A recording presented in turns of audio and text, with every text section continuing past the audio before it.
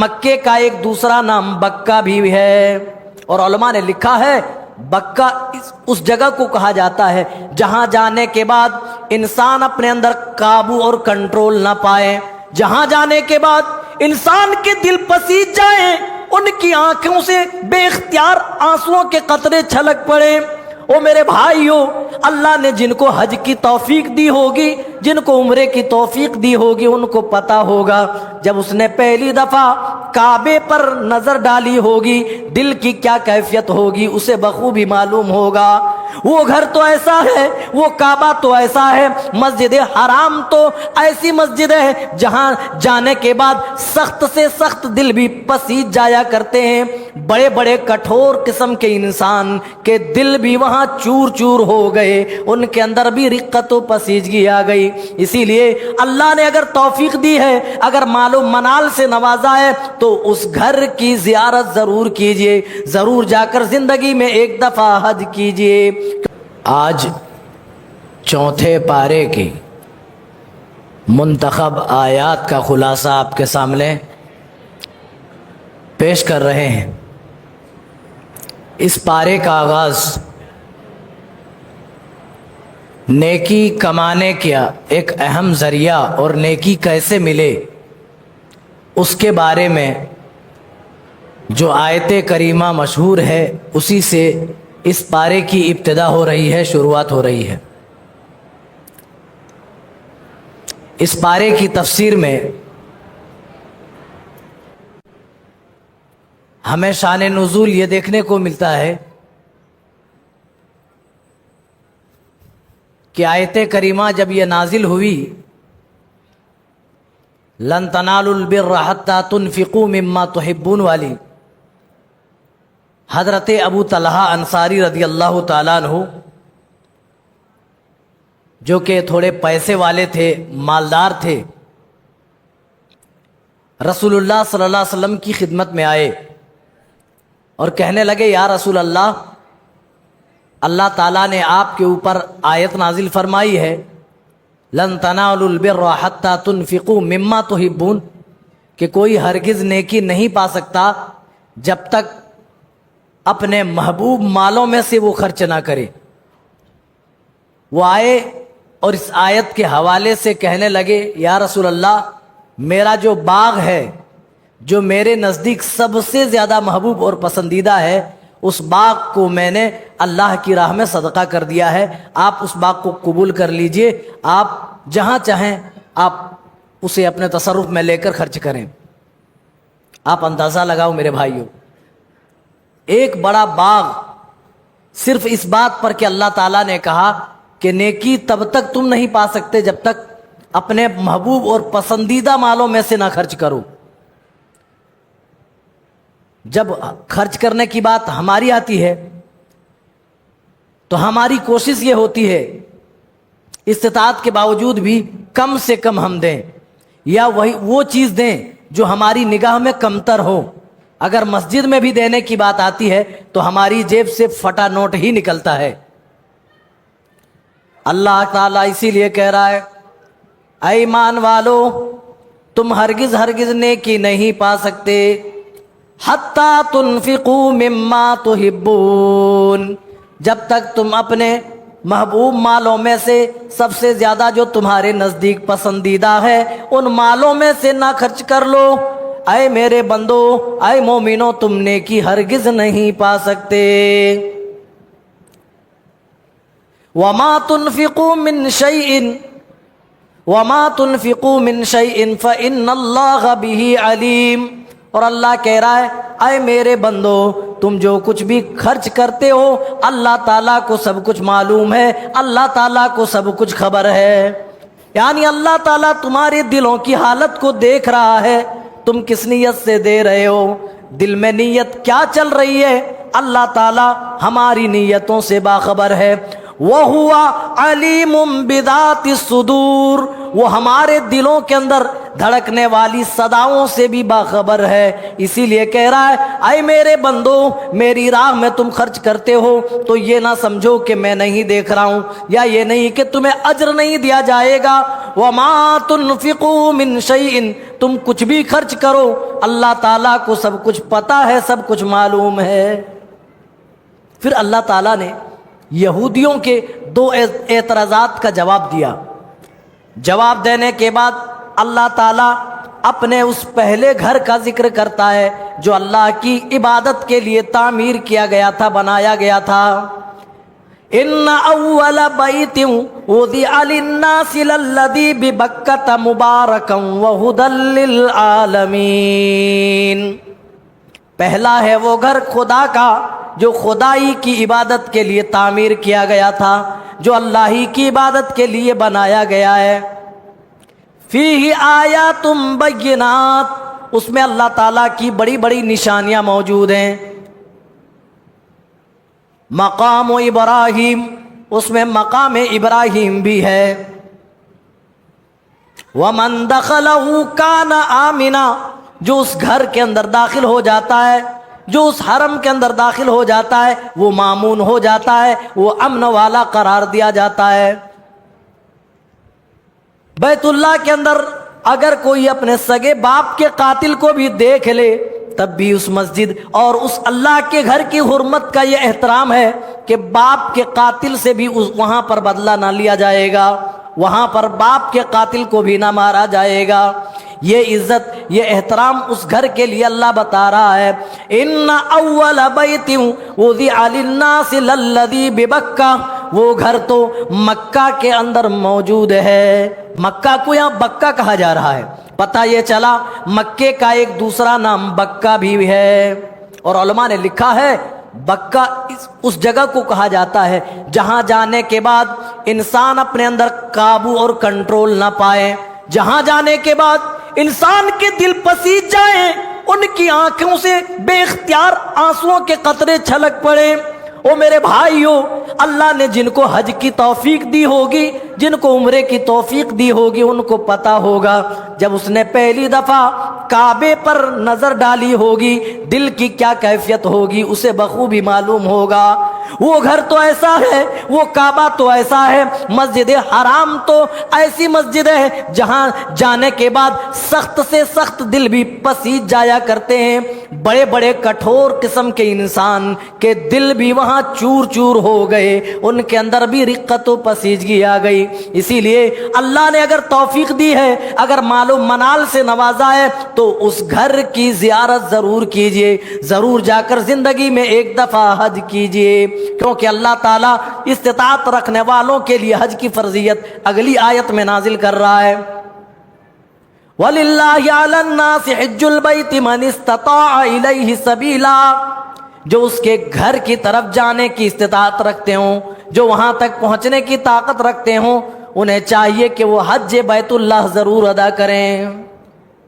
حج کی فرضیت ان لوگوں کے اوپر نازل ہو گئی جو استطاعت رکھتے ہیں، جو طاقت رکھتے ہیں، جن کے پاس مال و منال ہے، دولت ہے، وہ ضرور جائیں، وہ کسی طرح کا بہانہ نہ کریں۔ وَمَنْ كَفَرَ، اور استطاعت ہو جانے کے باوجود بھی کوئی شخص اگر حج بیت اللہ کا انکار کرے، حج بیت اللہ نہ کرے، تو اللہ تعالیٰ کہہ رہا ہے فَإِنَّ اللَّهَ غَنِيٌّ عَنِ الْعَالَمِينَ، پھر اللہ تعالیٰ تمام جہانوں سے بے نیاز ہے، ساری کائنات سے اللہ تعالیٰ بے نیاز ہے۔ یعنی جو استطاعت کے باوجود حج نہ کرے وہ مسلمان نہیں ہے۔ وہ لوگوں، اسلام کی بنیاد 5 چیزوں پر ہے، ان میں سے استطاعت اگر ہو تو حج بیت اللہ بھی ہے۔ اسلام کی بنیادوں میں سے کسی بھی ایک بنیاد کا ہم انکار کر دیں، ہم چھوڑ دیں، طاقت و استطاعت کے باوجود ہم ترک کر دیں تو ہم کفر کے دائرے میں چلے جائیں گے، ہم ایمان سے ہاتھ دھو بیٹھیں گے۔ اس کے بعد آگے بڑھی، اللہ تعالیٰ نے اپنا ڈر پیدا اپنے مومن بندوں کے دلوں میں کیا، اور اللہ تعالیٰ نے اپنے مومن بندوں سے یہ کہا یا ایھا الذین آمنوا اتقوا اللہ، اے وہ لوگو جو ایمان لائے ہو اللہ سے ڈرو۔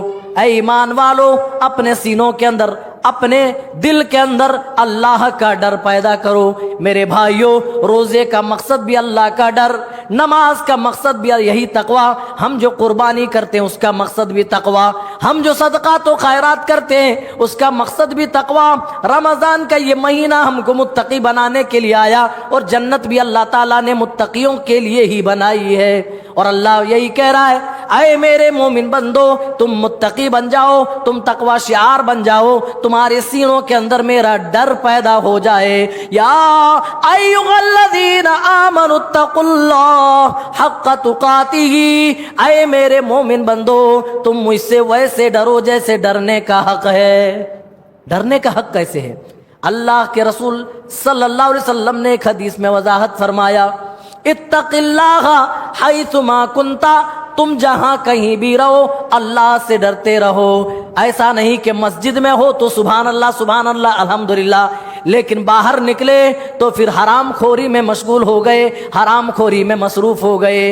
اور میرے بھائیوں، آج کل ہماری مسلمانیت بس مسجد تک ہی ہے، مسجد سے باہر نکلتے ہیں ہماری مسلمانیت ختم ہو جاتی ہے۔ ہم دکان میں بیٹھے مسلمان نہیں ہوتے، ہم اپنے کاروبار میں ہوتے ہم مسلمان نہیں ہوتے، ہم اپنے گھر بار میں ہوتے ہم مسلمان نہیں ہوتے، بس ہماری مسلمانیت تو بس مسجد تک ہی ٹکی ہوئی ہے۔ لیکن اللہ کے رسول کہہ رہے ہیں اللہ سے ڈرنے کا مطلب یہ ہے، اتق اللہ حیثما کنتا، تم جہاں کہیں بھی رہو تمہارے سینے کے اندر اللہ کا ڈر پیدا ہونا چاہیے۔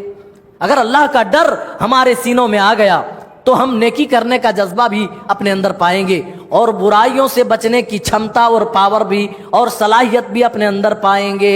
لیکن جن کے دلوں کے اندر اللہ کا ڈر نہیں رہا میرے بھائیوں، نہ وہ نیکی کر پائیں گے اور نہ ہی وہ برائیوں سے بچ پائیں گے۔ اسی لیے اللہ تعالیٰ کہہ رہا ہے، اے میرے مومن بندو اللہ سے ویسے ڈرو جیسے ڈرنے کا حق ہے۔ صرف مسجد میں نہ ڈرو بلکہ ہر جگہ حیثما کنتا، تم جہاں کہیں بھی رہو ہر حال میں اللہ سے ڈرتے رہو۔ تنہائی میں ہو تب بھی اللہ سے ڈرو، مجمع عام میں ہو تب بھی ڈرو، مسجد میں ہو تب بھی اللہ سے ڈرو، اپنے گھر بار دکان و مکان میں ہو تب بھی ڈرو، اپنی تجارت اور اپنے کاروبار میں ہو تب بھی اس پروردگار کا ڈر تمہارے دل کے اندر ہونا چاہیے۔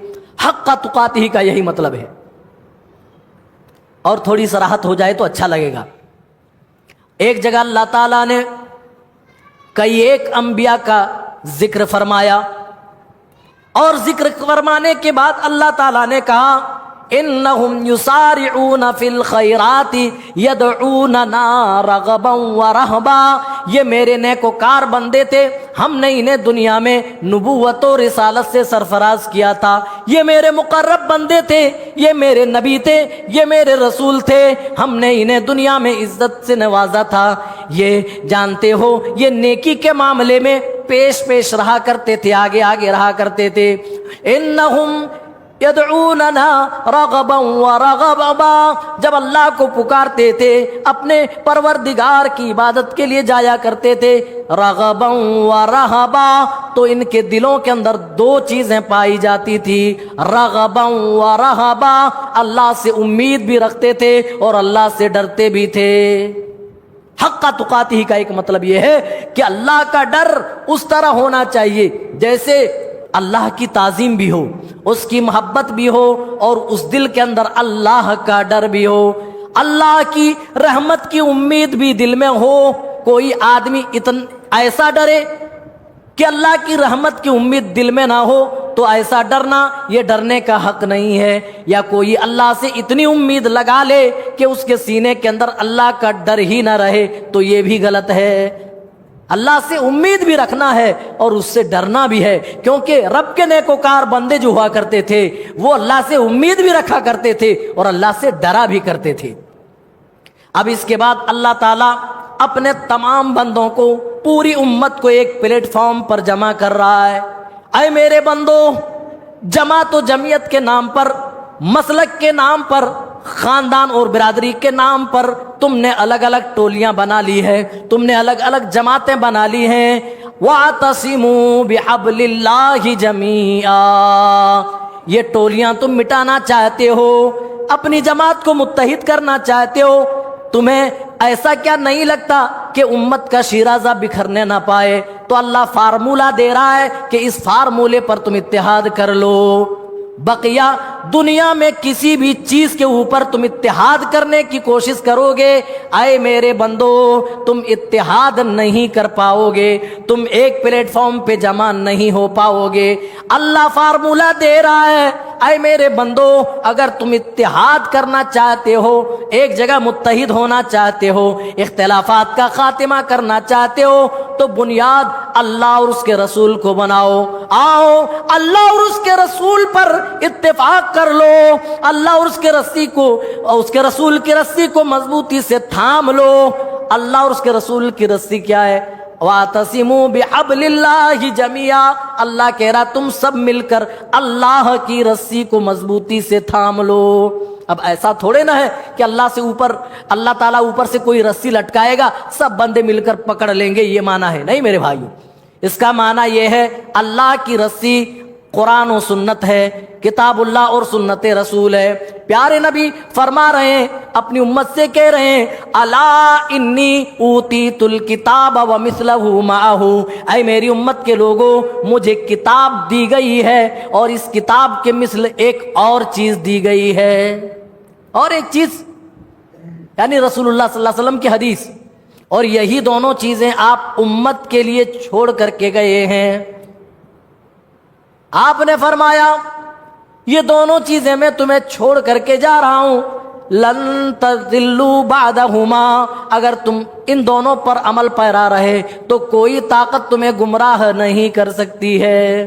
वातसिमू बिहब्लिल्लाहि जमिया, तुम सब मिलकर अल्लाह की रस्सी को, कुरान और हदीस को मजबूती से पकड़ लो, थाम लो। वला तफर्रकू, और इख्तिलाफ ना करो, मुख्तलिफ टोलियां ना बनाओ, मुख्तलिफ जमातों में मुनक़सिम ना हो जाओ, 1.5 इंच की मस्जिदें बनाकर अलग अलग ना हो जाओ। अल्लाह कह रहा वला तफर्रकू, क्योंकि इत्तेहाद इतनी बड़ी नेमत है, इत्तेफाक इतनी बड़ी नेमत है। अल्लाह ताला नेमत कह कर के बाकायदा बंदों को बता रहा है, बंदों को याद करा रहा है। उज़्कुरू नेमतल्लाह, ओ मेरे बंदो, मेरी उस नेमत को तो याद करो, इज़ कुंतुम आदा, जब तुम एक दूसरे के दुश्मन हुआ करते थे। ओ लोगों, अरब की तारीख पढ़ो, आपको पता लग जाएगा।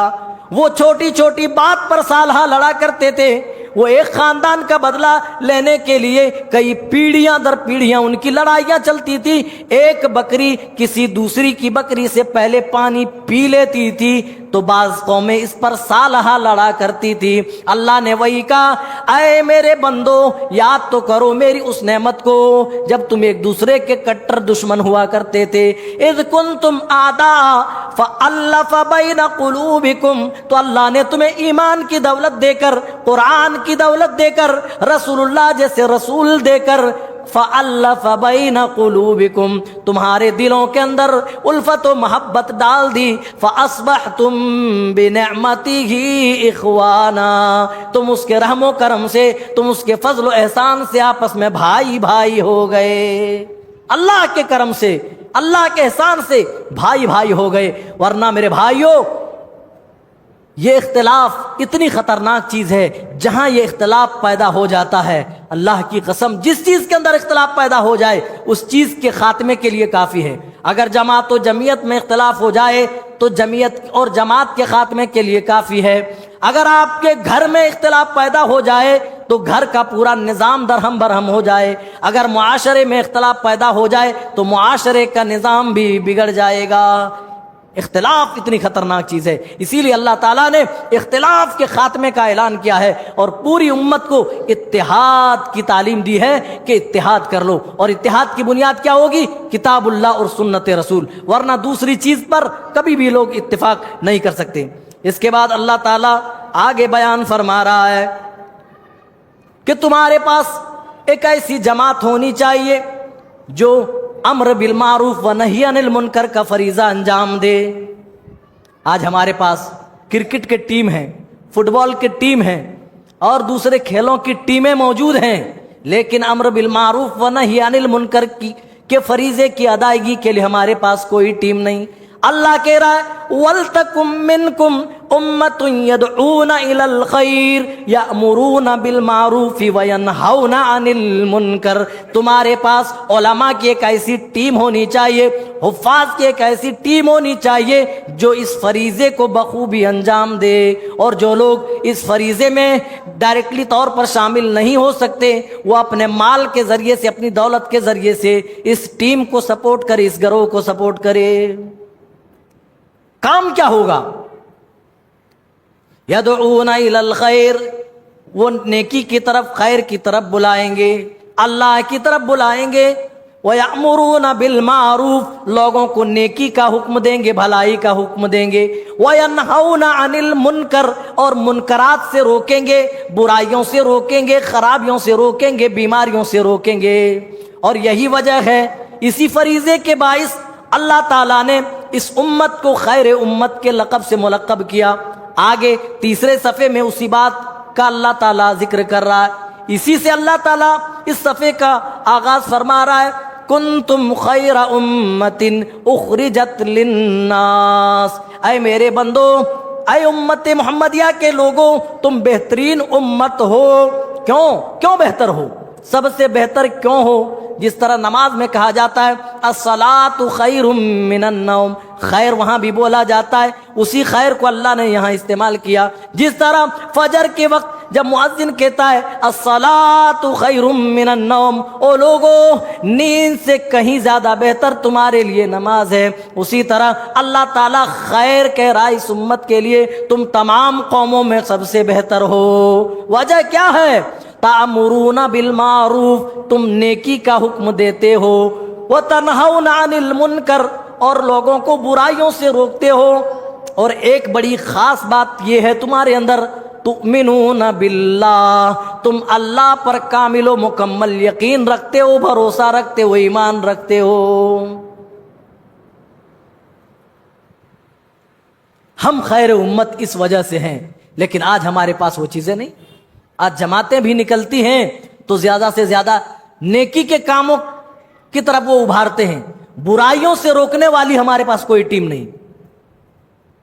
हम ज्यादा से ज्यादा किसी को नेकी की तरगीब दे सकते हैं, भाई ये करो, नमाज पढ़ो, ये करो, वो करो, लेकिन मुआशरे में जो पनपने वाली बुराइयां हैं, उन बुराइयों को कौन मिटाएगा? इसीलिए अल्लाह इससे पहली आयत में कह रहा है कि तुम्हारे पास एक ऐसी टीम होनी चाहिए जो इन तमाम चीजों पर गौर व तदब्बुर करे और उन बुराइयों से लड़े जो हर दौर में गलत को गलत कहे, शराब को हराम कहे, सूदखोरी को हराम कहे, जुए को हराम कहे, जो भलाई को भलाई कहे और बुराई को बुराई कहे। ऐसे लोग हर दौर और हर जमाने में होने चाहिए।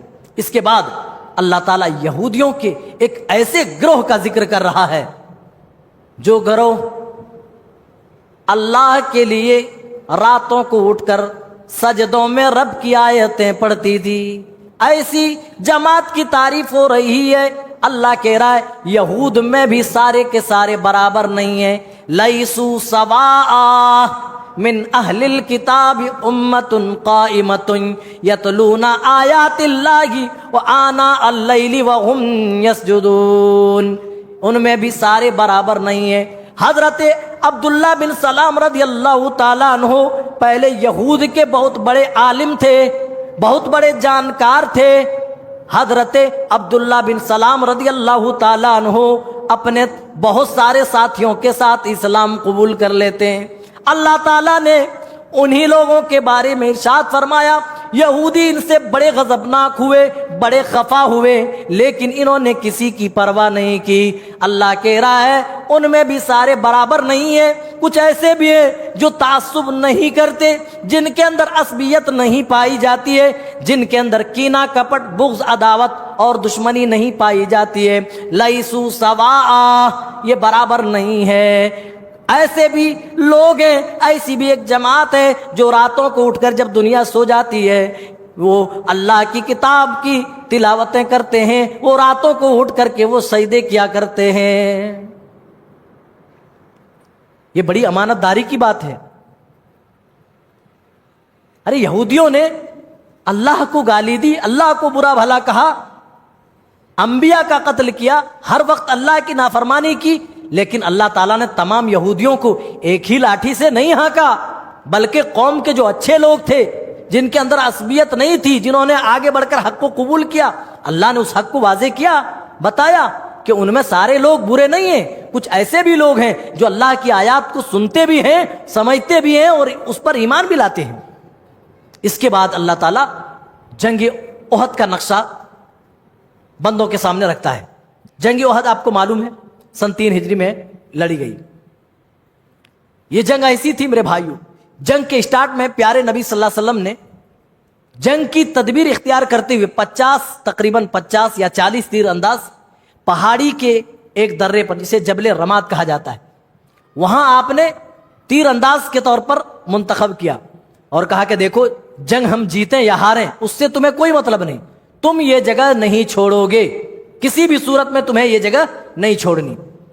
مسلمانوں نے لڑائی میں بڑی زبردست طریقے سے حصہ لیا، ٹوٹ پڑے، ان کے ہزاروں کی تعداد میں، ان کے ہزاروں پر یہ چند لوگ بھاری نکلے، اور جب دیکھا مسلمانوں نے کہ ہم جنگ جیت چکے ہیں تو اب یہاں رہنے سے کیا فائدہ ہے، وہ کہنے لگے، آپس میں باتیں کرنے لگے، چلو چلو ہم بھی مال غنیمت سمیٹنے میں شریک ہو جاتے ہیں۔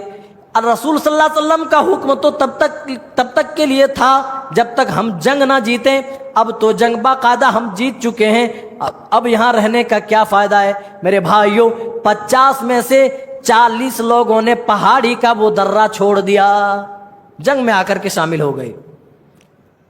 خالد ابن ولید کا نام آپ نے سنا ہوگا، ایک ایسا شہسوار جس نے کبھی بھی اپنی کمانڈری میں کوئی جنگ نہیں ہاری، نہ کفر کی حالت میں اور نہ ہی اسلام کی حالت میں، کوئی جنگ نہیں ہاری۔ اس نے دیکھا کہ پہاڑی کا جو پیچھے کا جو درہ ہے وہ خالی ہو چکا ہے، وہاں سے آرام سے ہم آ کر کے ان کے پیچھے سے ہم حملہ کر سکتے ہیں۔ بڑے چالاک تھے، لڑائی اور جنگوں میں بڑی مہارت رکھتے تھے، وہ سمجھ گئے کہ مسلمانوں کو یہاں سے کھدیڑا جا سکتا ہے، بھگایا جا سکتا ہے۔ انہوں نے وہی طریقہ اپنایا، پیچھے سے آئے اور مسلمان سمجھ بھی نہیں پائے۔ تب تک افواہ اڑ گئی پیارے نبی صلی اللہ علیہ وسلم کے بارے میں کہ رسول پاک صلی اللہ علیہ وسلم کو شہید کر دیا گیا ہے۔ بہت سارے صحابہ ایسے بھی تھے جو نبی پر اپنی جانیں نچھاور کیا کرتے تھے، انہوں نے اپنی اپنی تلواریں چھوڑ دیں اور کہنے لگے اب ہم لڑ کر کیا کریں گے، اب ہم کن کے لیے لڑیں گے، جن کے لیے ہم لڑا کرتے تھے، جن کے جھنڈے اور جن کے سائے تلے ہم لڑ کر ہم اپنی قوت جمع کیا کرتے تھے، اللہ کی قربت حاصل کیا کرتے تھے، وہ نبی ہی دنیا کے اندر نہیں رہے تو اب ہم لڑ کر کیا کریں گے۔ تب اللہ تعالیٰ نے یہ آیت کریمہ نازل فرمائی، وَمَا مُحَمَّدٌ إِلَّا رَسُولٌ قَدْ خَلَتْ مِن قَبْلِهِ الرُّسُلُ، اے لوگو، محمد صلی اللہ علیہ وسلم تو ایک رسول ہے، ایسا نہیں کہ آپ دنیا میں پہلے رسول ہیں، قد خلت من قبلہ الرسل، آپ سے پہلے بھی بہت سارے رسول دنیا کے اندر بھیجے جا چکے ہیں۔ موسیٰ آئے گئے، عیسیٰ آئے گئے، یونس آئے گئے، زکریہ آئے گئے، ہود آئے گئے، سارے انبیاء آتے ہی ہیں جانے کے لیے۔ قد خلت من قبلہ الرسل افئن مات، اگر محمد صلی اللہ علیہ وسلم وفات پا جائیں، انتقال کر جائیں، او قتل انقلبتم علی اعقابکم، یا شہید کر دیے جائیں، انقلبتم علی اعقابکم، تو تم کیا اپنی ایڑیوں کے بل دین اسلام سے پھر جاؤ گے؟ اگر وفات پا جائیں یا آپ شہید ہو جائیں، کیا تم اپنی ایڑیوں کے بل پیچھے پلٹ آؤ گے؟ اللہ کہہ رہا ہے جو ایسا کرے گا وہ اللہ کا کچھ بھی نہیں بگاڑ پائے گا، وہ اللہ کا کچھ بھی نقصان نہیں کر پائے گا۔ میرے بھائیوں، رسول پاک صلی اللہ علیہ وسلم نے اس جنگ کے اندر کتنی مشکلوں کا سامنا کیا تھا، اس جنگ کے اندر آپ کے دانت بھی توڑ دیے گئے، صحابہ جانتے ہو، صحابہ بھی بہت سارے زخمی ہوئے، اور پہاڑی کا درہ چھوڑنے کی وجہ سے 70 صحابہ اس جنگ کے اندر شہید ہو گئے، 70 صحابہ۔ اور ابھی جنگ ختم ہی ہوئی تھی، گھر کو ہی لوٹ رہے تھے، پتہ چلا کہ پھر سے لڑائی کا انہوں نے پلان کیا ہے۔ تو نبی نے جیسے ہی حکم سنایا، صحابہ زخمی ہونے کے باوجود ابھی 70 صحابہ کو انہوں نے قبروں میں دفن کیا ہے، ابھی ان کی نماز جنازہ پڑھ کر کے آئے ہیں اور پتہ چلا کہ پھر سے ہمارا گھیراؤ ہونے والا ہے، پھر سے کافر ہم پر چڑھائی کرنے کے لیے آ رہے ہیں۔ پیارے نبی نے جب اپنے صحابہ کو یہ خبر سنائی، اللہ کی قسم کسی صحابی کی پیشانی پر ذرہ برابر بھی بل نہیں آیا۔ یہ کہہ کر کے وہ ٹال سکتے تھے، اللہ کے رسول ابھی تو 70 صحابہ ہمارے ساتھی قتل ہو چکے، شہید ہو چکے، اللہ کے رسول ہمارے زخموں سے اب تک خون رس رہا ہے، اللہ کے رسول اب ہم لڑنے کی صلاحیت نہیں رکھتے، طاقت نہیں رکھتے۔ لیکن قرآن گواہی دیتا ہے نبی کے ایک حکم پر وہ تیار ہوئے اور انہوں نے کہا حسبنا اللہ ونعم الوکیل۔ جب ان کے سامنے کہا گیا کہ تمہارے سامنے ایک بڑی فوج آ رہی ہے، ایک بڑا لشکر آ رہا ہے، تم ان سے ڈرو، فخشوہم فزادہم ایمانا، تو ان کے اس قول نے، ان کی اس بات نے ان کے ایمان کو اور مزید بڑھا دیا۔ وہ کہنے لگے حسبنا اللہ ونعم الوکیل، ہمارے لیے اللہ کافی ہے اور اللہ تعالیٰ ہی بہترین کارساز ہے، بہتر کام بنانے والا ہے۔ نبی کے صحابہ کی اسلام کے تئیں کتنی بڑی بڑی قربانیاں رہی ہیں میرے بھائیوں، یہ بتایا نہیں جا سکتا ہے۔ اسی جنگ کے دوران اللہ تعالیٰ پھر سے سود کی حرمت کے بارے میں اعلان کر رہا، یا ایھا الذین آمنوا لا تأکلوا الربا اضعافا مضاعفا۔ جنگ چل رہی ہے، ایسی حالت میں سود سے کیوں روکا جا رہا ہے؟ بندوں کو یہ بتایا جا رہا ہے چاہے جنگ ہو یا کوئی اور حالت ہو، ہر حال میں اللہ کی بات کی پیروی ہونی چاہیے، اللہ کے حکم کو مانا جائے۔ ہماری طرح نہیں کہ مسجد تک ہم مسلمان رہے، جیسے ہی باہر نکلے ایمان سے ہاتھ دھو بیٹھے، ایسا نہیں۔ اس کے بعد آگے بڑھتے ہوئے اللہ تعالیٰ نے اپنے تمام بندوں کو اپنی مغفرت کی طرف اور اپنی جنت کی طرف دوڑ لگانے کا حکم دیا، ریس لگانے کا، کمپٹیشن کرنے کا حکم دیا۔ آج دنیاوی معاملات میں ایک دوسرے سے آگے بڑھنے کی ایک ہوڑ لگی ہوئی ہے کہ تو بڑا کہ میں بڑا، تیری گاڑی بڑی کہ میری گاڑی بڑی، تیری بلڈنگ اونچی کہ میری بلڈنگ اونچی، ہے کہ نہیں؟ تیرا خاندان بڑا یا میرا خاندان بڑا، تیرے پاس زیادہ پیسے یا میرے پاس زیادہ پیسے، تیرے کپڑے اچھے یا میرے کپڑے اچھے، ان سب چیزوں پر ہم خوب کمپٹیشن کرتے ہیں، ایک دوسرے کا مقابلہ کرتے ہیں، حتیٰ کہ گھر بار، مال و دولت، تجارت، تمام چیزوں پر ایک دوسرے سے ہم ریس لگاتے ہیں، ایک دوسرے پر فوقیت حاصل کرنے کی کوشش کرتے ہیں۔ لیکن صحابہ کا یہ حال ہے، نبی صلی اللہ علیہ وسلم کے سامنے غریب و نادار مفلس صحابہ آتے ہیں اور کہتے یا رسول اللہ ذهب اہل الدثور بالاجور یصلون کما نصلی ویصومون کما نصوم ویتصدقون بفضول اموالهم۔ امیر لوگ تو قیامت کے دن جنت میں، امیر لوگ تو قیامت کے دن اللہ کی عدالت میں اجر و ثواب کے معاملے میں ہم سے زیادہ آگے بڑھ جائیں گے، ہم سے زیادہ آگے نکل جائیں گے۔ کہا کیسے؟ فرمانے لگے یصلون کما نصلی، وہ تو نماز ویسے پڑھتے جیسے ہم پڑھتے ہیں، ویصومون کما نصوم، اور روزے بھی ویسے رکھتے جیسے ہم رکھتے ہیں، لیکن اللہ کے رسول ایک کام امیر لوگ برابر کر رہے ہیں اور ہم کر نہیں پا رہے ہیں۔ کہا کون سا کام ہے؟ آپ نے فرمایا وہ کون سا کام ہے؟ غریب صحابہ کہنے لگے، مفلس و نادار صحابہ کہنے لگے وَيَتَصَدَّقُونَ بِفُضُولِ أَمْوَالِهِمْ، اللہ کے رسول اللہ نے انہیں مال دیا ہے، انہیں مال و منال سے نوازا ہے، اللہ نے انہیں دولتیں دے رکھی ہے، وہ اللہ کی دی ہوئی دولت سے، اللہ کے دیے ہوئے مالوں میں سے وہ خرچ کرتے ہیں اور ہم سے زیادہ اجر و ثواب کما لیتے ہیں۔ اور لوگوں، کل تک صحابہ کو نیکیوں کی فکر تھی، نیکیوں کی لالچ تھی، نیکیوں کی حرص تھی، آج ہم بس دنیا کے لالچی ہو گئے، آج ہم روپے پیسے کے ہی لالچی ہو گئے۔ اللہ تعالیٰ اسی لیے بندوں کو کہہ رہا ہے اے میرے بندو، جن چیزوں کے لیے تم لالچی بنے ہوئے ہو وہ چیزیں تو ختم ہو جانے والی ہیں، وہ تمام چیزیں فنا کے گھاٹ اتر جانے والی ہیں۔ وَكُلُّ مَنْ عَلَيْهَا فَانٍ، تمام چیزیں نیست و نابود ہو جائے گی، تمام چیزیں فنا کے گھاٹ اتر جائے گی۔ دنیا کی کوئی بھی چیز ابدی نہیں ہے، دنیا کی تمام چیزیں عارضی ہیں، ٹیمپریری ہیں، کوئی چیز ہمیشہ کے لیے نہیں ہے۔ اے میرے بندو، جو چیزیں ہمیشہ کے لیے ان کی طرف دوڑ لگاؤ۔ اے میرے بندو، جو نعمتیں کبھی ختم نہ ہوں گی ان نعمتوں کی طرف دوڑ لگاؤ۔ وسارعوا الی مغفرۃ من ربکم، آؤ تم کمپٹیشن کرنا چاہتے ہو نا، تم ایک دوسرے سے مقابلہ کرنا چاہتے ہو نا، تو رب کی مغفرت پانے کی طلب میں مقابلہ کرو۔ تم میں اس بات کی فکر ہو کہ رب تم سے راضی ہو جائے، رب کی رضامندی تمہیں حاصل ہو جائے۔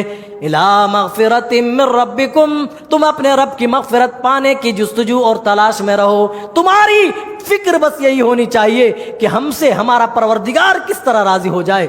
نبی کے صحابہ کو دیکھو، اللہ کی قسم اللہ کی راہ میں جان کو جان نہیں سمجھا، مال کو مال نہیں سمجھا، اپنی تجارت کو تجارت نہیں سمجھا، گھر بار کو گھر بار نہیں انہوں نے سمجھا۔ جب ہجرت کا حکم ہوا انہوں نے کچھ نہیں دیکھا، ان کی اولادیں اللہ کی راہ میں شہید ہو گئیں، ان کے مال اور گھر بار سب لوٹ لیے گئے، لیکن میرے بھائیوں پھر بھی دل چھوٹا نہیں کیا، کیونکہ ان کا مقصد دنیا نہیں تھا، اللہ کو راضی کرنا مقصود تھا۔ یہی اللہ تمام بندوں سے کہہ رہا ہے، اے میرے بندو، مقابلہ کرنا منع نہیں ہے، کمپٹیشن کرنا منع نہیں ہے، ایک دوسرے سے آگے بڑھنا منع نہیں ہے، تم میری مغفرت پانے کے لیے کیوں نہیں مقابلہ کرتے ہو؟ وجنت، اور اس جنت کے حصول میں، اس جنت کی طلب میں کیوں نہیں دوڑ لگاتے ہو؟ ارضها السماوات والارض، جس کی وسعت آسمان و زمین کے برابر ہے۔ اور میرے بھائیو، جانتے ہو جنت کتنی بڑی ہے؟ سب سے کمتر جنتی کو جنت میں جو رقبہ ملے گا، ایک ٹرمینل سے دوسرے ٹرمینل تک پہنچنے میں، وہ بھی تیز رفتار گھڑ سوار ہو، گھوڑے پر بیٹھا ہو اور سر پر بھاگنے والا گھوڑا ہو، تو ایک چھور سے دوسرے چھور تک پہنچنے میں 70 سال لگ جائے، دوسری حدیث کے مطابق 100 سال لگ جائے۔ یہ سب سے کمتر جنتی ہوگا۔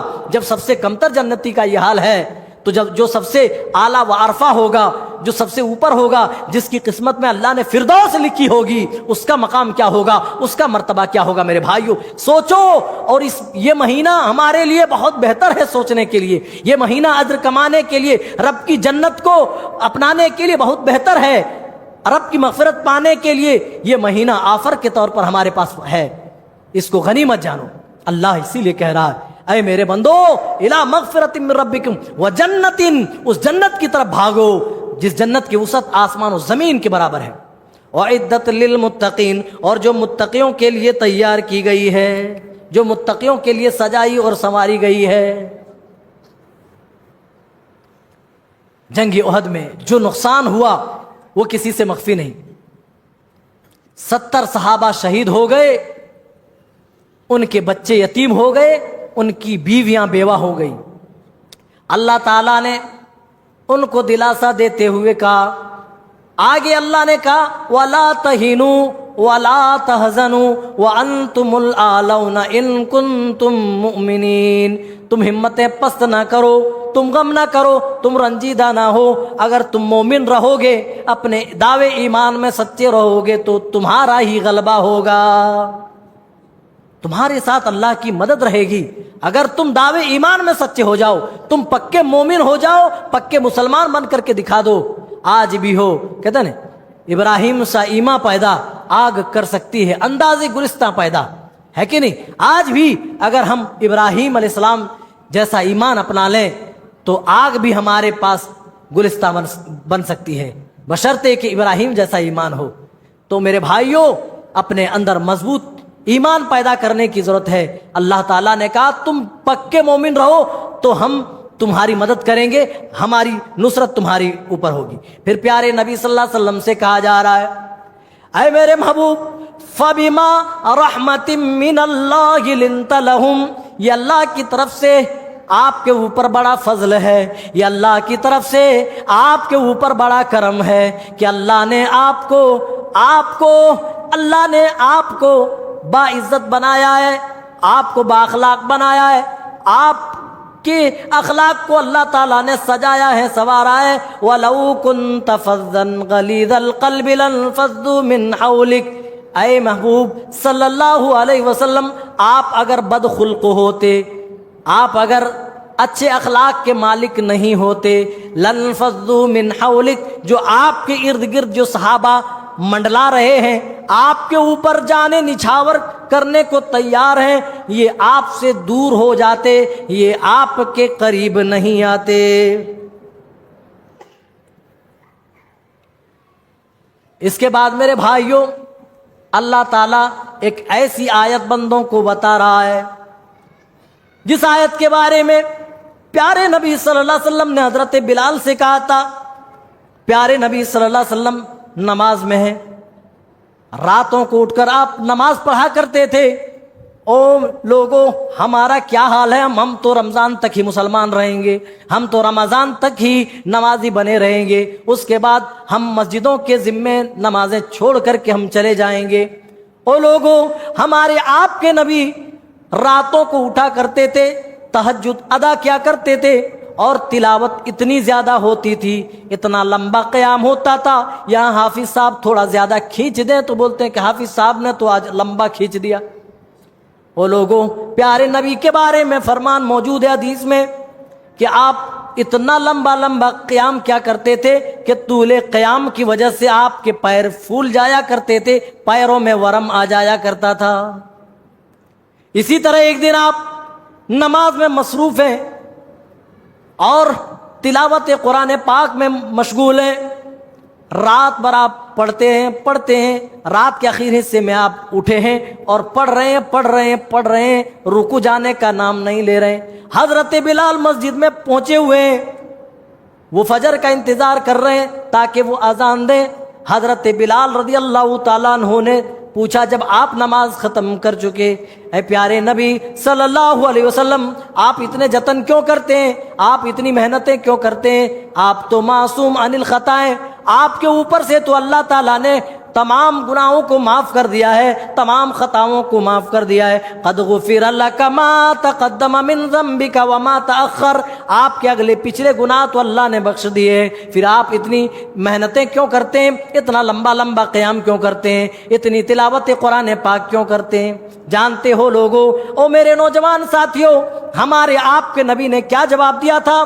ہمارے آپ کے نبی نے جواب دیا تھا، اے بلال تم ٹھیک کہتے ہو، اللہ کے نزدیک میرا بڑا مقام ہے، تم ٹھیک کہتے ہو، اللہ نے میرے اگلے پچھلے گناہ معاف کر دیے، لیکن افلا اکون عبدا شکورا، کیا میں رب کا شکر گزار بندہ بھی نہ بنوں؟ کیا میں رب کا شکریہ بھی ادا نہ کروں؟ اللہ نے جو مقام، جو مرتبہ مجھے عنایت کیا ہے، اے بلال ان کے پاداش میں، ان کے بدلے کیا میں رب کا شکریہ بھی ادا نہ کروں؟ او لوگوں، راتوں دن ہم رب کا کھاتے ہیں، راتوں دن رب کا پیتے ہیں، اسی کی دی ہوئی طاقت سے چلتے ہیں، اسی کی دی ہوئی طاقت سے پکڑتے ہیں، اسی کی دی ہوئی طاقت سے سنتے ہیں، اسی کی دی ہوئی طاقت سے دیکھتے ہیں، اسی کی دی ہوئی طاقت سے ہم سوچتے ہیں، سمجھتے ہیں۔ لیکن جب رب کا بلاوا آتا ہے، 5 وقت اللہ تعالیٰ اپنے گھروں سے صدا لگاتا ہے، اے میرے بندو، تم کامیابی کی تلاش میں در در بھٹک رہے ہو، حی علی الفلاح، کامیابی تو رب کی مسجد میں ہے، کامیابی تو نماز پڑھنے میں ہے۔ آ جاؤ، نماز کا وقت ہو چلا ہے، نماز پڑھ لو اور خود کو کامیاب کر لو۔ 5 وقت بلاتا ہے، لیکن ہم ایک بار بھی شکر گزاری کے طور پر بھی جانے کو تیار نہیں۔ اور پیارے نبی صلی اللہ علیہ وسلم کو جو مقام ملا، جو رتبہ ملا، اس کے لیے کہہ رہے ہیں کیا میرے اوپر ضروری نہیں کہ میں رب کی شکر گزاری کروں؟ جانتے ہو میرے بھائیوں، اس کے بعد یہی آیت کریمہ جو میں آپ کے سامنے پیش کر رہا ہوں، پیارے نبی نے حضرت بلال کو سنایا اور کہا، اے بلال، میرے اوپر ایسی آیتیں نازل ہوئی ہے، اگر کوئی شخص ان آیتوں پر غور نہ کرے تو وہ تباہ و برباد ہو جائے گا۔ وہ آیت کون سی تھی میرے بھائیوں؟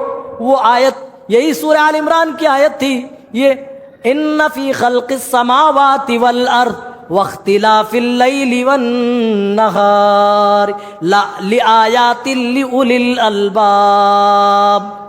آسمان و زمین کے پیدا کرنے میں، اللہ نے جو آسمان بنائے، زمین بنائی، اس کی خلقت میں عقل مندوں کے لیے بڑی بڑی نشانیاں موجود ہیں۔ ان فی خلق السماوات والارض واختلاف اللیل والنہار، اور صبح و شام کے آنے جانے میں بھی بڑی نشانی موجود ہے۔ یہ لیل و نہار کا آنا جانا، یہ لیل و نہار کا آنا جانا، یہ زمین و آسمان کی تخلیق، اس کے اندر عقل مندوں کے لیے بڑی نشانی اور عبرت موجود ہے۔ الذین یذکرون اللہ، پھر اللہ کہہ رہا عقل مند کون لوگ ہیں؟ اللہ عقل مندوں کو بیان کر رہا ہے، عقل مند لوگوں کے بارے میں بتا رہا ہے کہ کون لوگ دنیا میں عقل مند ہیں۔ الذین یذکرون اللہ قیاما وقعودا وعلی جنوبہم، اے بلال اللہ کے نزدیک تو عقل مند وہ لوگ ہیں جو اپنے رب کو یاد کرتے ہیں۔ یذکرون اللہ، جو اپنے رب کو یاد کرتے ہیں، قیاماً کھڑے ہو کر، قعوداً بیٹھے بیٹھے بھی یاد کرتے ہیں، وعلی جنوبہم جب اپنے پہلوؤں کے بل سوئے ہوتے ہیں تو اپنے رب کو لیٹے لیٹے بھی یاد کرتے ہیں۔ یذکرون اللہ قیاما وقعودا وعلی جنوبہم، اور لیٹ کر کیا کرتے ہیں؟ ویتفکرون فی خلق السماوات والارض، پھر وہی کرتے ہیں آسمان و زمین اللہ نے جو بنایا، یہ بے ستون آسمان جو کھڑا دیکھتے ہو، یہ زمین جو بچھی ہوئی دکھتی ہے جس میں ہمارے لیے چلنا سمبھو ہو گیا ہے، اس پر وہ غور و تدبر کرتے ہیں تو اس نتیجے پر پہنچتے ہیں ربنا ما خلقت ھذا باطلا، وہ کہتے ہیں اللہ تو نے کائنات کی کوئی چیز، دنیا کی کوئی چیز تو نے بیکار پیدا نہیں کی۔ وقنا عذاب النار، تو اے اللہ تو ہمیں جہنم کی آگ سے بچا لینا، اے اللہ تو ہمیں جہنم کی آگ سے محفوظ کر لینا۔ آخری بات بتا کر میں بات ختم کر رہا ہوں۔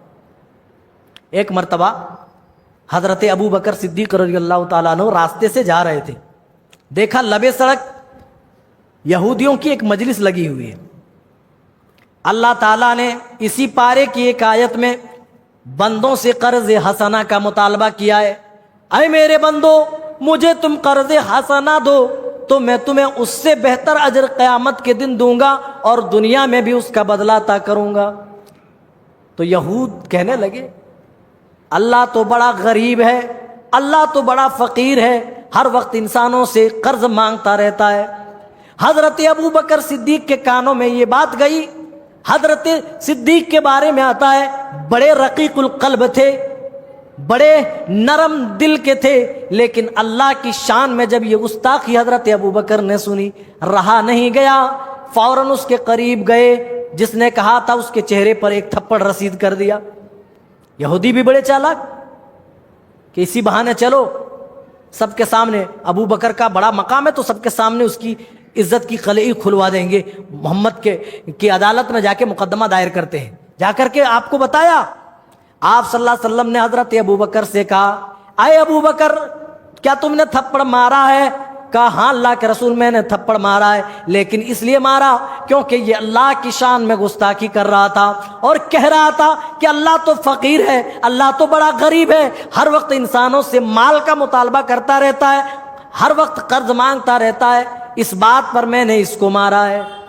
حضرت ابو بکر سے پیارے نبی نے فرمایا او لوگو، نبی کے سب سے زیادہ قریبی ساتھی ہے لیکن کوئی پشپات نہیں، کوئی طرفداری نہیں۔ حضرت ابو بکر سے کہہ رہے ہیں اے ابو بکر تم گواہ پیش کرو کہ یہ اللہ کی شان میں گستاخی کر رہے تھے۔ تمام یہودیوں نے بیک زبان ہو کر کے کہتے نہیں ایسی بات تو نہیں تھی، وہ جھوٹ بولنے میں بھی تو کم نہیں، جس طرح مکاری میں آگے، جس طرح اللہ کی نافرمانی میں آگے، اس طرح جھوٹ بولنے میں بھی کم نہیں تھے۔ تمام نے ایک ساتھ کہا کہ نہیں کسی نے اللہ کی شان میں گستاخی نہیں کی۔ اب ابو بکر کے پاس معاملہ سخت ہو گیا تو پیارے نبی نے کہا اے ابو بکر یا تو تم گواہ پیش کرو یا پھر سزا کے لیے تم خود کو تیار رکھو۔ اللہ کو صفائی دینی پڑی۔ اللہ نے ابو بکر کے لیے ساتوں آسمانوں کے اوپر سے صفائی پیش کی۔ قد سمع اللہ قول الذین قالوا، اللہ نے ان کی بات کو سن لیا جو یہ کہہ رہا تھا نحن اغنیاء، لقد سمع اللہ قول الذین قالوا ان اللہ فقیر ونحن اغنیاء، کہہ رہے تھے اللہ تو فقیر ہے، اللہ تو مفلس ہے، اللہ تو غریب ہے اور ہم امیر ہیں۔ سنکتب ما قالوا، ان قریب ہم اس کو لکھ رہے ہیں جو کچھ اس نے کہا ہے۔ وقتلهم الانبیاء بغیر حق، اور بلا کسی وجہ کے انہوں نے جو انبیاء کا قتل کیا ہے اس کو بھی ہم لکھوا رہے ہیں اور ہمارے فرشتے نوٹ کر رہے ہیں۔ قیامت کا دن ہوگا جب ہم انہیں جہنم کے اندر ڈالیں گے تو کہیں گے وَنَقُولُ، ہم ان سے کہیں گے ذُوقُوا عَذَابَ الْحَرِيقِ، چکھو جلنے کا مزہ چکھو رب کے عذاب کا مزہ چکھو۔ یہاں سے سورہ آل عمران کا اختتام ہو جاتا ہے۔ سورہ نساء میں اس پارے کے اندر، اس پارے میں جتنے سورہ نساء کا جو حصہ ہے بہت کم ہے، 2-4 صفحے پر ہی مشتمل ہے۔ اس میں اللہ تعالیٰ نے بیواؤں کے، یتیموں کے حقوق کا خصوصاً ذکر کیا ہے، جو غزوہ بدر میں شہید ہو گئے، جن کی بیویاں بیوہ ہو گئی، جن کے بچے یتیم ہو گئے، ان کے حقوق کو اجاگر کیا ہے۔ گھریلو معاملات کو اللہ تعالیٰ نے واضح کیا ہے۔ اللہ تعالیٰ نے پہلے بندوں کو بتایا ہم نے تم کو ایک ہی مرد ایک ہی عورت سے پیدا کیا ہے، پھر ہم نے انسانوں کو تمام جگہوں پر پھیلا دیا اور ہم نے تمہارے جوڑے بنائے، پھر اللہ تعالیٰ نے نکاح اور شادی کے معاملات کا ذکر کیا، پھر یتیموں کے حقوق کے بارے میں فرمایا لا تأکلوا الاموال الیتامی ان الذین یأکلون اموال الیتامی ظلما انما یأکلون فی بطونہم نارا وَسَيَصْلَوْنَ سَعِیرًا۔ جو لوگ یتیموں کا مال ظلمن کھاتے ہیں، جو یتیموں کا مال ظلم کر کے کھاتے ہیں، ناجائز طریقے سے کھاتے ہیں، فی بطونہم نارا، وہ اپنے پیٹ کے اندر جہنم کی آگ جمع کر رہے ہیں اور عنقریب وہ جہنم کے حقدار ہوں گے۔ اور سورہ نساء کی اسی اگلے صفحے میں اللہ تعالیٰ نے میراث کے واقعہ بیان، میراث کے بارے میں اللہ نے بتایا۔ میراث کے بارے میں بیان کرنے کے بعد اللہ تعالیٰ نے محرمات کا ذکر کیا۔ حرمت علیکم امہاتکم و بناتکم کہہ کر کے اللہ تعالیٰ نے محرمات کو تفصیل سے ذکر کیا کہ یہ عورتیں تمہارے لیے حرام ہیں، تمہاری مائیں، تمہاری خالائیں، تمہاری پھوپھیاں ہیں، اسی طریقے سے تمہارے اوپر تمہاری پھوپھی، تمہاری ساس اور ان سسرالی رشتے سے، نسبی رشتے سے، پھر رضاعت کا معاملہ آتا ہے، اگر یہ رشتے رضاعت سے ہوں تب بھی حرام۔ پورے سلسلہ وار اللہ تعالیٰ نے ذکر کیا ہے، تفصیل کا موقع نہیں ہے، انشاءاللہ اگر کل موقع رہا تو اس کو اختصار کر کے آپ کے سامنے پیش کریں گے کہ کون سے رشتے ہیں جو ہمارے لیے حرام ہیں، محرمات میں کون کون سی عورتیں داخل ہیں۔ اللہ تعالیٰ ہم تمام کو نیک سمجھ عطا فرما، ہمیں کہنے سننے سے زیادہ ہمیں عمل کی توفیق دے، آمین۔ والسلام علیکم ورحمۃ اللہ وبرکاتہ۔